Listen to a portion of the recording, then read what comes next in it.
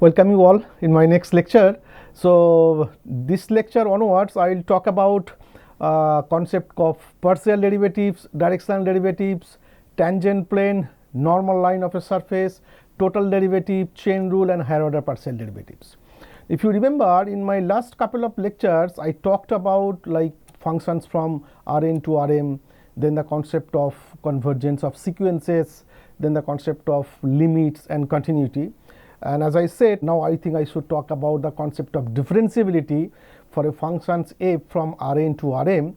So now next couple of lectures I will talk about like the concept of differentiability for functions from Rn to Rm. And while talking about the concept of differentiability, the concept called like partial derivatives, directional derivatives and the tangent plane normal line of a surface, and then total derivative, chain rule and higher order partial derivatives, that will automatically come. So our main objective is to learn those concepts in couple of lectures. So let me start with those concepts. Okay. So now I want to talk about the differential calculus, that means the concept of differentiability for functions from Rn to Rm. Okay. So now if you remember, what are the functions I have defined, like functions from Rn to Rm. So you can partition those functions into three parts. So like task, extend the differential calculus for those class of functions or those sort of functions. What are the functions? Case 1. Case 1 means it is a functions from set of real numbers to Rn. That means it is a vector valued functions of real variable. Case 1. What about case 2? Case 2, it's map from domain Rn to range R. That means it's a real valued functions of vector variable. And the third one is that it's a vector valued functions of vector variable. So that means I have somehow partitions my class of functions from Rn to Rm into three parts. One is the vector valued functions of real variable. Second one is that real valued functions of vector variable, and third one is that vector valued functions of vector variable. So now I will discuss the concept of differentiability in three cases, and you will realize that the case 1, when I am going to talk about the concept of differentiability, you will see the notions of differentiability in the real variable case, you can just immediately extend those concepts. Whereas when I will talk about the concept of differentiability in case 2, that means I have a real valued functions of vector variable, then you will see the concept of differentiability in the real line will not kind of easily extend, because the notions of divisions will not make sense in context of real valued functions of vector variable. And of course case 3 will have the similar sort of difficulties we will face, because it's like case 2 is a special case of case 3. So yeah, so that's the questions I have written. So what does it mean to say that f is differentiable in case when my functions f is from Rn to Rm? Let's see. So case by case, let's see. First let's talk about like case 1 case. How do I have the notions of differentiability of vector valued functions of real variable? Okay. So before that, let me just give some kind of examples. I already talked about that, but again just before that, before giving the notions of differentiability, let me just give some couple of examples of vector valued functions of real variable. In particular, I will focus on n is equal to 2, n is equal to 3, because in that case we will have the picture. Okay. Okay. So for example, first one. So vector valued functions of real variable. Okay. So vector valued functions means my range is R2 and domain is R. So let f from R to R2 is a functions. How do I define it? It's f of t is equal to t comma t square, where t is running over the full real line R. And now if I cap, these are standard notations 1 comma 0 and j cap is 0 comma 1 are the standard orthonormal basis in R2. So that means you have a R2 two-dimensional plane, you have 1 0 0 1, that forms an orthonormal basis. I denote I cap, this is 1 0 and j cap is the 0 1. So then what will be my functions? If I write this is the functions from R2 to R2, I can write in terms of I can and j cap is t times I cap plus t square times j cap. Okay, because t times I cap is actually, if I hit it by t times 1 comma 0, it is t comma 0, and t square times, so that if I write it t comma 1 0 plus t square times 0 1, so you just multiple scalar multiple. Okay, so this should be t comma 0 plus this should be 0 comma t square, you add it, this is t comma t square, and which is nothing but this. Okay. So now I have a function ft from t times I cap plus t square times g cap. So now you can draw a picture there. And what is this? So we can now depict a vector valued functions f from R to R2 by drawing only its range. So that means what? If I take t from some real number, what will be ft? Ft is a point in R2. So therefore, at t varies from R, it will kind of have a picture. And what is it? That's what I have written. If you think ft as a point in the xy plane, then as t increases, ft traces out a curve C in the plane. And if you draw it, it will give you some picture. In this case, what will happen? If I draw the arrow of the curve indicating the directions in which the curve is traced out as t increases. So that means t is a function from a whole R. So that means if I come back from these directions, minus infinity to plus infinity, that means it will give you this. So I have put a arrow mark. So it will give you this kind of curve. And this is nothing but, if you remember from your geometry, this is nothing but a parabola. So in other words, if I write it an x and y coordinate, what is my x? X is equal to t and y is equal to what? T square, that means x square, and you know what is the curve y is equal to x square in the two-dimensional plane. It is nothing but a parabola. Okay. So this is one example. So now another kind of concept you all are familiar with that. What is that? That is called parametric equations of a curve or parametric curves. So that means if I have a curve in R2 and R3, it will have a parametric representations. Okay. So before that, I need to explain what do I mean by parametric curves or parametric representation. So this is the definitions first I have given. So a curve gamma in Rn, okay, is a continuous function f from the set I, which is subset of real line, to Rn. So that means if I have a curve in Rn, so what is the definition I am giving? I am saying that a curve gamma in Rn is a continuous function from where its domain is some subset of real line to Rn, where I is an interval in R. In other words, I have written, in other words, we say that the curve gamma is parameterized by the functions ft. So that means if I have a continuous functions capital F or some f from the set I, which is subset of real line to Rn. Okay. So now if I draw this curve, the graph of ft in R2 or Rn, of course Rn is difficult. So but you will see later, I will give some examples. If I draw, then it will, I will say that it becomes a curve in Rn because the functions taking values in Rn, and the corresponding functions f is nothing but the parameterizations of the curve gamma. Okay. In particular, that means in particular, if I take Rn is equal to R2 and if I consider the functions ft, which is nothing but, since it will have two components, right, I cap and j cap, because I am in R2, it will have a basis 1 0 0 1, I cap and j cap, that I already discussed in my last slides. So this is nothing but f1 I cap plus f2 g cap. Okay. So this can be written as, because I am in R2. So now rewrite it in different notations, right? For example, in R2, I can also define in terms of Cartesian coordinate x and y. So that's why I have written. So x is equal to x2. In this case, it is nothing but f1 of t. And y is equal to f2 is exactly equal to f2 of t in this case, for t is running over I is a subset of R. Now the set of equations x is equal to xt and y is equal to yt as t running over I, where x and t are continuous functions on I, is called the parametric equations of the curve. Right. So that means if I have a functions capital F from some subset I R to R2, then it will have two components, right? So I have written f is equal to f1t I cap plus f2t j cap, right? Now in terms of Cartesian representation, you know this will have a representation ft is equal to xt comma yt. Okay.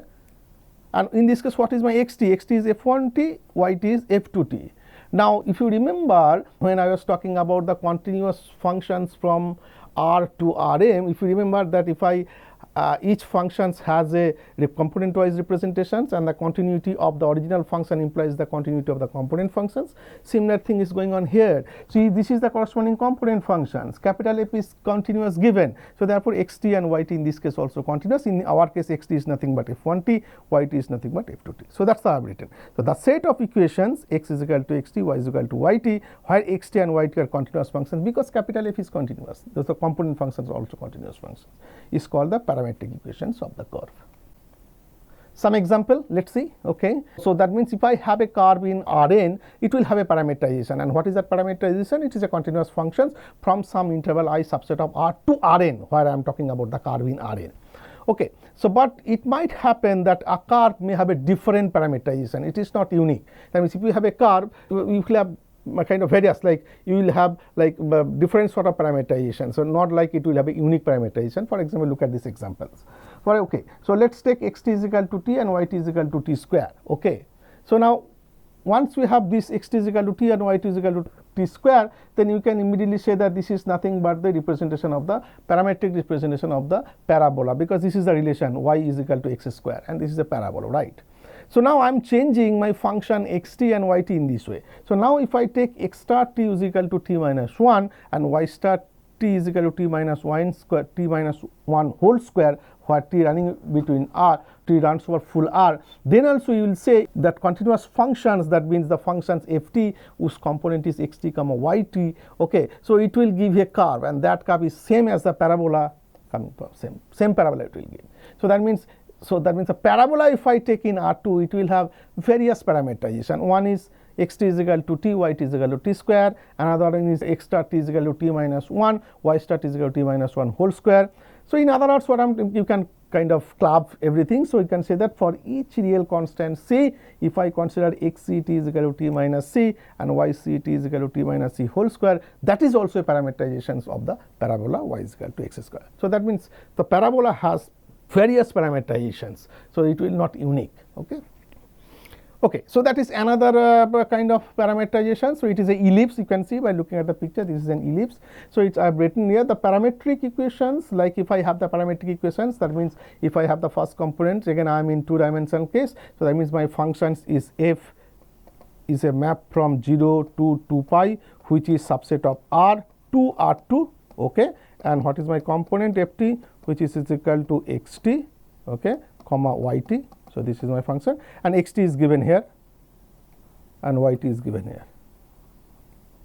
So if I have that parameterizations, then if I draw a picture, so that means for fixed t, if I take the point ft, which is be a point in R2, and t running from 0 to 2 pi, that means if t is equal to 0, it will give some point. For t is equal to 0, what point it will give? It will give cos 0 is equal to 1. That means for t is equal to 0, the point you will get is equal to 6, 0.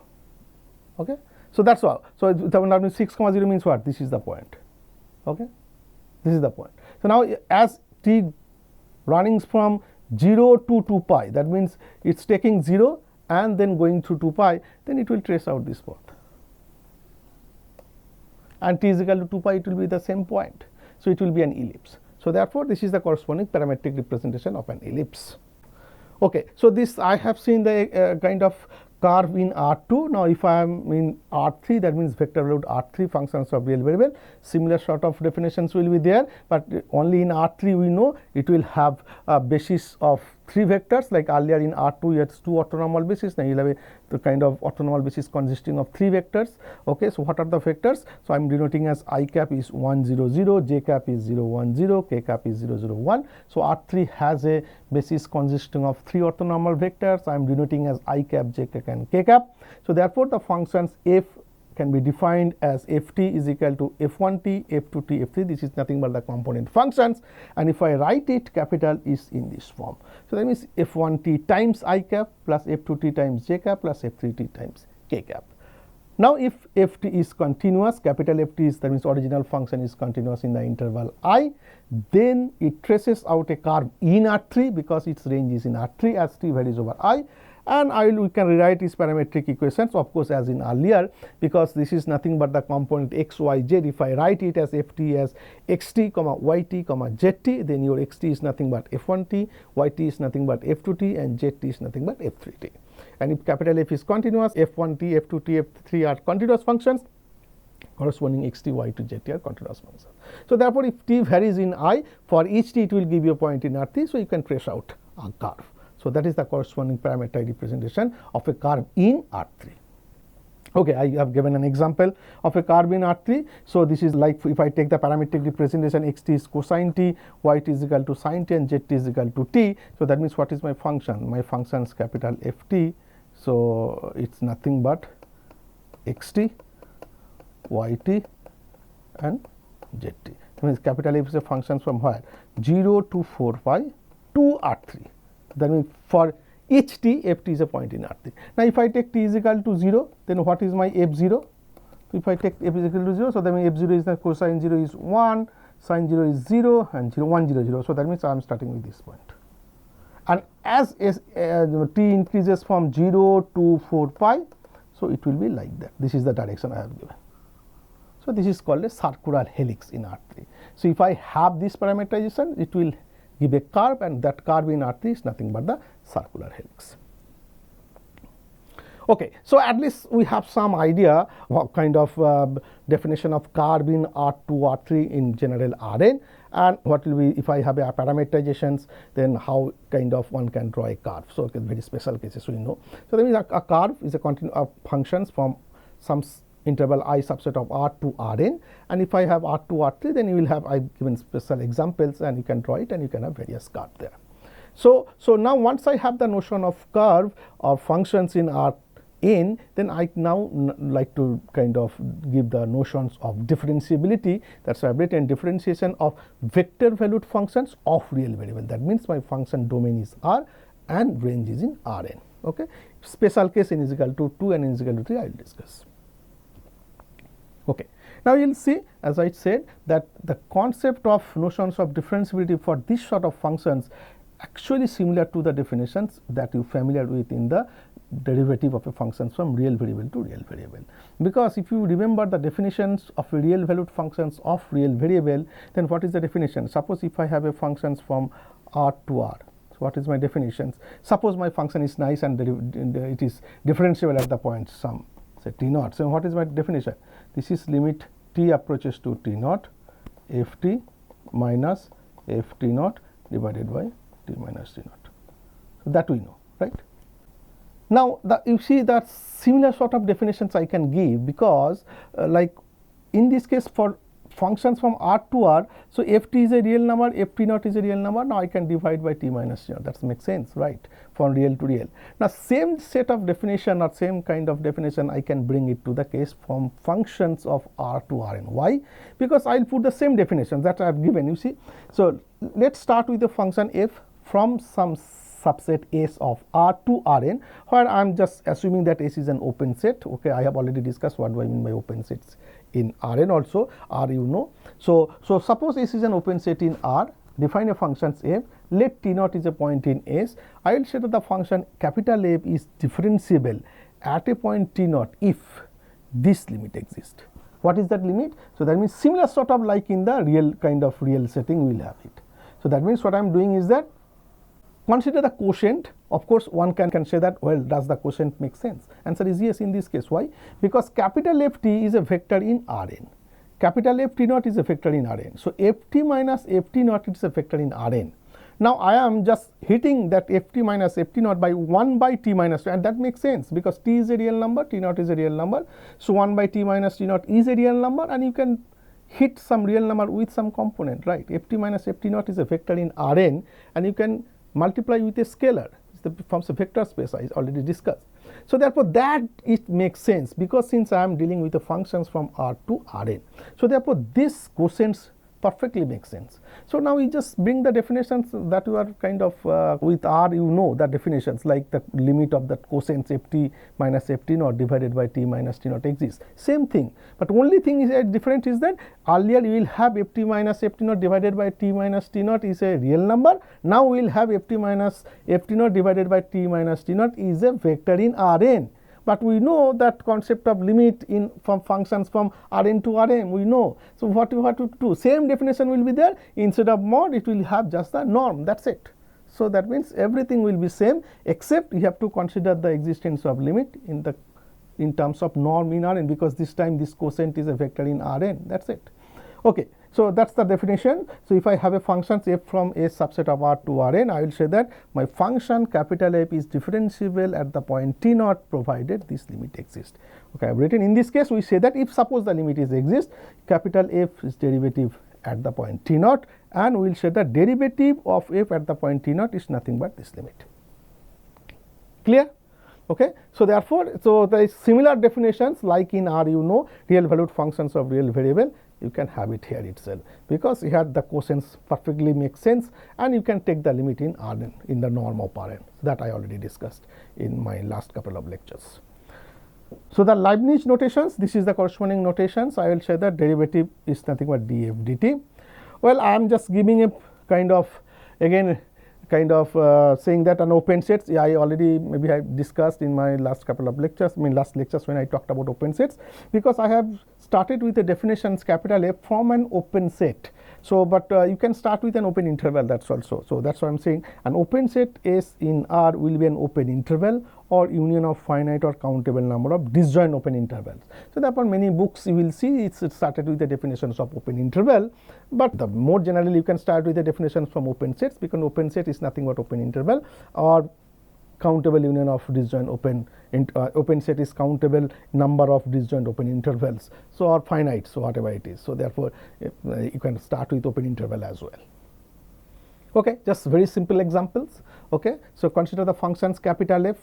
Okay, this is the functions from where to where? This is the functions from R to R3. Okay, and how it defines? So, f of t is nothing but, okay, I have written here. So, this is t 2 and t square. In other words, what are the component functions? As I said, if I have a functions from R to R3, then it will have 3 component functions. What are the component functions? If I write it, say f1t, f2t and f3t, where f1 is a functions from R to R, f2 is a functions from R to R, and f3 is a functions from R to R. And very simple function, f1t is equal to t, f2t is equal to 2, and f3t is equal to t square.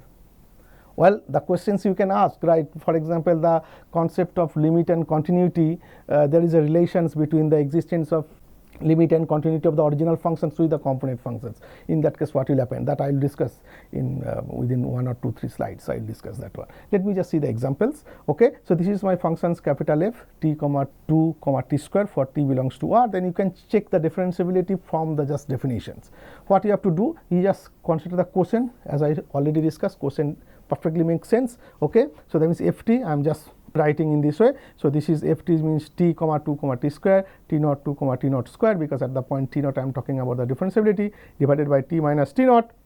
Then just by vector additions and scalar multiplications, you can have this component, first component, you can just combine these two, you will have this. Then again you can mix in the component again by additions and scalar multiplication. So, first component will be t minus t naught divided by t minus t naught, this is 0, this is this one.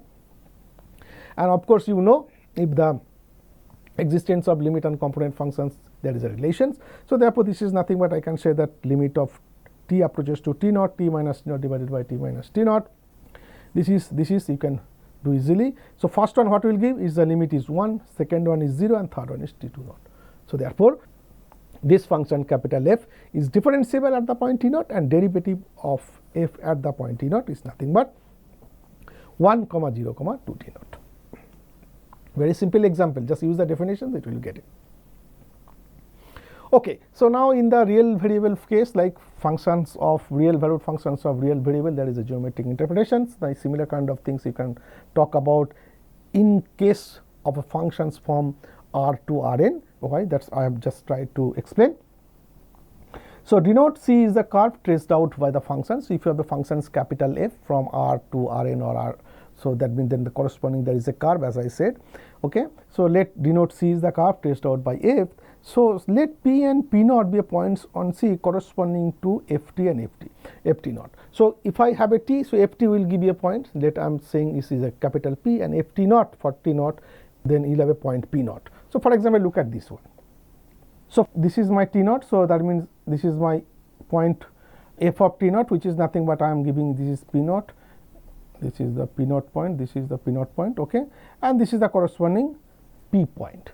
So, I have a functions f from say R2, I have of course R2 or R3. So, that means I will have a curve, and the corresponding point T I am giving the point P Ft, and this is the Ft naught, not an issue.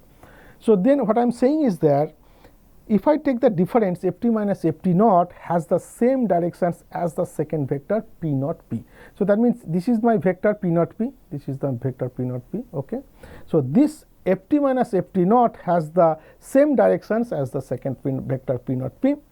Now, if t is greater than t naught, then ft minus ft naught divided by t minus t naught. So, now if t is greater than t naught, t minus t naught is positive. So, therefore, ft minus ft naught divided by t minus t naught have the same direction as the vector p naught p, whereas if I take t is less than t naught, of course, it will have the opposite directions, because it will have t minus t naught will be negative. So, it is in other words, it is the direction of p naught instead of p naught p. Therefore, so if suppose the derivative at the point t naught exists, then what is going on? So, if I have ft naught, right. So, that means if I have the corresponding second vector, right. So, this is the vector p naught. So, then what will happen as t approaches to t naught, you see that second p naught p, it becomes a tangent at the point p naught. That exactly going on. That is what I have written. If f prime t naught exists, it is the limit of vectors parallel to the second vectors passing through p and pointing in the same general directions in which C is traced out by F, and it is reasonable to say. So, therefore, so that means what? So, that means I have a vector p naught fixed. So, because I want to talk about the differentiability of f at the point t naught. So, what you do? You take the f t naught point, that is p naught. Consider any other point t. So, let it be f t, action of f of the point t is f t, which is p. So, you have a vector p naught and p. Now, what is the definitions of derivative at the point t naught? It's like about f t minus f t naught divided by t minus t naught, and while t approaching to t naught.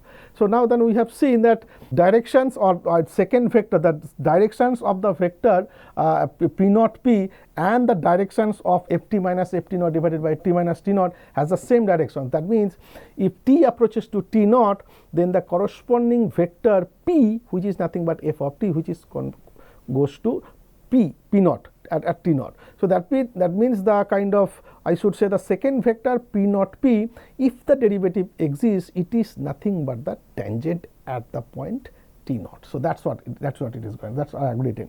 So, it is reasonable to say that f prime t naught is the tangent to C at p naught, if the derivative exists, because so if I have any point p, it is nothing but the second vector, right, and while t approaching to t naught, it becomes a tangent. So, like in the real variable case. Well, so that is the kind of relation, as I said. That means, is there any relations between the existence of differentiability and the component functions? Okay, look, so I have written relations between derivative of capital F and derivatives of its component functions. What is this? So, let capital F S from R to Rn, where S is an open set. Once I have a functions R to Rn, it will have a component representation of component functions. This is f1t, f2t, and fnt. So, now let t naught be a point in S, then this theorem one can prove it, and this is a kind of theorem you can say. So, you say that if capital F, the original function, is differentiable at the point t naught if and only if each of the component functions fi is differentiable. Each of the component function fi is a function from where to where? It is a function from R to R, and that differentiability, concept of differentiability you are familiar with.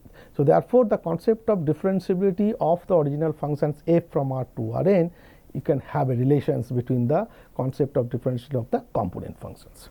And in real case, you know, if my function is differentiable, it is continuous function. So, therefore, in this case also similar sort of things you should expect true, and answer is, of course, it is indeed the true case. That means, if capital F is differentiable, then capital F is continuous. Okay. So, I am not going to prove that theorem, but it is, in fact, you can prove it. You just use the definitions of differentiability. Use the definitions of differentiability, that means existence of the limit of the quotients. Use the definitions of the existence of limit, that means it use the definitions of norm of Rn, and using the definition of euclidean norm of Rn, you will be able to show that the existence of derivative of the component function is equivalent to the existence of the derivative of the original function. Okay, some kind of applications, that means the example I have given. So, take this kind of functions. It is a functions from R to R3, right. What are the component functions? You can easily identify the component functions. So, first component function f1t is equal to t, whose derivative is 1, you know. Second component function f2t is equal to 2, is a constant function, derivative is 0. Third component function is t square, whose derivative is 2t. Okay. So, therefore, you can easily say by earlier theorem, each of the component function is differentiable, therefore, my original function is differentiable, and not only that, you can talk about the derivative. So, therefore, you can by theorem mentions it is differentiable, and derivative is nothing but f1 prime t, f2 prime t, f3 prime t, which is nothing but 1, 0, 2t. Of course, the first principle, like the using the definitions, you can prove it, but this is another way. Once you identify the component functions, and you know it is, you can easily do the differentiation for real valued function of real variable, then the original function's differentiability you can talk about. Let us see another example that you cannot have the differentiability. Okay. So, I have a function capital F which is mod t2 comma t square. Again I am just asking that check the differentiability. Again you can easily identify what are the component functions. So, first component function is modulus functions. Okay. Second component function is the constant function 2. Third component is t square. So, second and third component function is very nice, right, you can differentiability is there, but what about the first component functions? First component function is the modulus functions, but what I know about the differential with the modulus functions, and it is very straightforward. We know that these functions f1 is differentiable everywhere except at the point 0. Okay. So, I have written since f1 is not differentiable at the point 0, so therefore, I cannot say that capital F is differentiable, because capital F is differentiable if and only if all component functions. So, I have f2 and f3, these are very nice. So, f2 function, what is the f2 function? This is 2, and what is f3? This is t square. So, these are very t square, sorry. So, these are very nice functions, these are differentiable, but the functions f1, the first component function which is not differentiable at the point 0. So, therefore, I say that the capital F which is a function whose component functions are f1, f2, f3, which is not differentiable in whole R, rather it is differentiable in R minus 0, because I know the component functions f1 which is differentiable everywhere except the point 0. So, therefore, this is differentiable in R minus 0 except the 0 point, and you can also have the derivative is 1 0 comma 2t if t is positive, and it is minus 1 0 2t if t is negative. But it is not differentiable on whole R, because the first component function is not differentiable at the point 0. Another example. So, take a function capital G which is if t running over a set of rationals, it is 1 comma 2 comma t square, and if t runs over irrationals, I mean R minus q, this is set of all rationals. Set of all rationals, rational point, RATI or NAL, rational points, and this is irrational, complement of rational. Then one can talk about the differentiability of this kind of functions. Again, you just look at the functions. What are the component functions? You can easily identify the component functions. So, first component functions of G, say let it be G1, G2 and G3. Suppose this is the three component function. So, let it be Gt, G2. Now, what is G2 and G3? You can say that G2t is nothing but constant function 2, of course, by definitions, because it is 2 if it is rational, again it is 2 for irrational, that means it is 2 for whole R. What about G3? G3 again it is t square, for t is rational, t square also it is for irrational, that means it is a t square for whole R. But what about the G1 function? G1 function, it is taking the value 1 if t is rational, and it is taking the value 0 if t is irrational, right. So, now therefore, the component function G2 and G3, these are two functions are very nice. So, that is a differentiable function, but the functions first component function G1 which is taking value 1 in set of rationals and taking 0 in set of irrational, and you know the first component functions, you can prove it actually. The first component, okay, I have written is small g1. So, this should be, I think, say small g1. So, this is small g2, small g3, okay, doesn't matter. So, the first component function g1 t of g is not differentiable at each point, you can prove it. You can prove it for kind of real analysis, that means this kind of functions which is taking value 1 in rational and taking value 0 in irrational, this function is nowhere differentiables. That means you have to kind of if I want to take about differentiability at some point, you have to take about the limit of the quotients, and since it is this kind of functions, using sequential criteria, you can say that this limit of the quotient does not exist. So, therefore, it is not differentiable at each point, and therefore, my total functions capital G is not differentiable at each point in R, because the first component function is not differentiable at each point. So, there you can just use the definitions of differentiability in the real valued functions of real variable as I said. So, take a fix a point. So, think about the existence of the limit of t approaches to 0, g1t minus g1t naught divided by t minus t naught, and using that kind of the function is defined, g1 is crystal clear, it is taking value 1 in the set of rational and 0 in the set of irrational. Use sequential criteria so that the limit of the quotient does not exist, and hereby the function g1 is not differentiable at each point, and therefore, you can talk about the full functions capital G is not differentiable at each point in R. Okay, so this is the algebra of differentiable function. That means if I add two differentiable function, it is differentiable. Okay, so take a function f and s, two functions. Capital F is a function from set A subset of R to Rn, capital G is a function from A subset R to Rn, where S is an open set. If F and capital G are differentiable at the point t naught, then the sum is differentiable and derivative is nothing but this. Scalar multiplication is differentiable and the derivative at t naught is nothing but this one. Now, there is a kind of another function dot product. That means since capital F is a function from R to Rn, capital G is a function from R to Rn, the dot product made sense, as I discussed in my last couple of lectures, that there is a dot product between the vectors in Rn, the corresponding if I take x1 x2 xn in Rn, y1 y2 yn in Rn, the dot product means x1 y1 plus x2 y2 up to xn yn, the scalar product.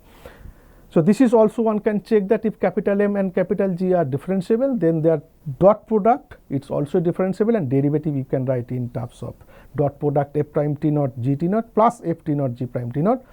There is of course for n is equal to 3, because calculation will be a little more difficult. So, for n is equal to 3 I have kind of said that okay, cross product is also differentiable. That means if f is a vector in Rn, G is a vector in Rn, there is a notion of cross product vectors. So, at t naught, if I say that this is a functions from Rn R to Rn, but this function is also differentiable at the point t naught, and also you can have the explicit expression of the derivative. That means f prime t naught cross g t naught plus f t naught cross g prime t naught. I think in my next two slides I will talk about the proof of the dot product and cross product. Okay. So, maybe I think in my next lecture I will talk about the kind of proof of the if capital F and capital G are two differentiable functions from R to Rn, then that the dot product is differentiable and you have the explicit expression of the derivative at the point in t naught. And similarly, if capital F and capital G are differentiable at the point t naught, then the cross product is also differentiable. Just use the first principle, just use the definitions. That means just first principle definition, that means you just try to find the existence of limit t approaches to t naught, f t minus f t naught divided by t minus t naught, and you see that if capital F and capital G are differentiable, then this also differentiable, and not only that, at the end you calculate the limit and whatever limit you will get, and that is the exact form of the derivative. So, that we can see. Okay. So, I think maybe next lecture I will talk about that kind of proof of this very simple proof. You will see it is not at all difficult. Okay. And couple of applications, maybe I will say that once I have the notions of differentiability of vector valued functions of real variable, then kind of certain applications you will see. I think maybe next lecture I will talk about that. Okay. Thank you.